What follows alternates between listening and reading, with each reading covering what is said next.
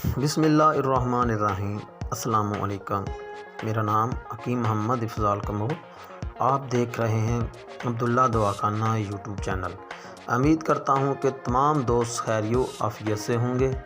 आज मैं आपके लिए एक ऐसा ज़बरदस्त नुस्खा लेके आया हूं। वो नुस्खा है, इस वक्त जो सबसे ज़्यादा बीमारी पाई जाती है वो है शुगर।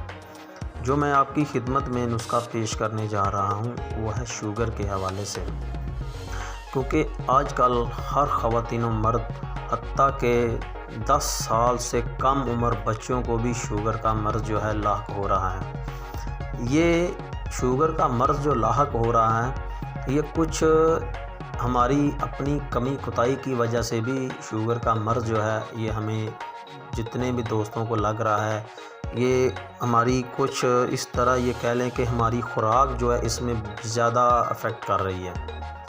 क्योंकि खुराक हम पक्की नहीं खाते, गली खाते हैं। जिस तरह ये एक मिसाल आपको देता हूँ कि जो आप एक केला खाएंगे ना, अब मैं अगर आपको कहूँ कि ये केला आपका पका हुआ है और ये केला गला हुआ है, तो आप हमेशा पका हुआ केला खाएंगे, गला हुआ केला कभी नहीं खाएंगे।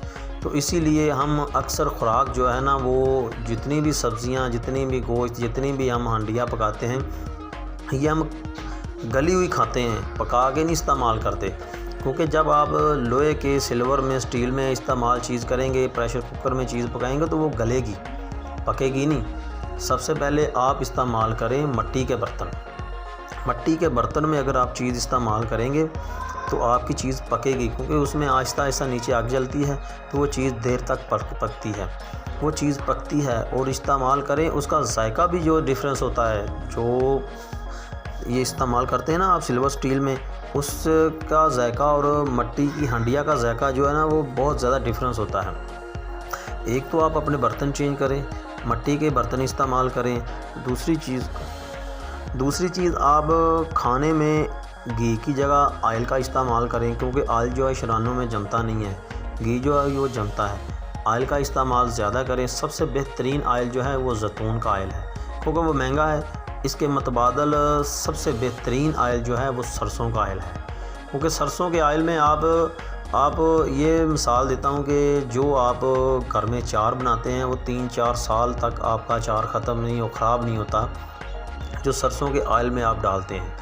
अगर घी में डालेंगे तो वो 2 दिन में ख़राब हो जाएगा, फंगस लग जाएगी। इसलिए आप सरसों का ऑयल इस्तेमाल करें, क्योंकि सरसों के ऑयल के बहुत ज़्यादा फ़ायदे हैं। एक तो कब्ज़ नहीं होती, एक शरीरों को साफ़ करता है, दूसरा जितनी भी अंदर खुश्की है उसको ख़त्म करता है, तीसरा ये दिमाग को ताकत देता है।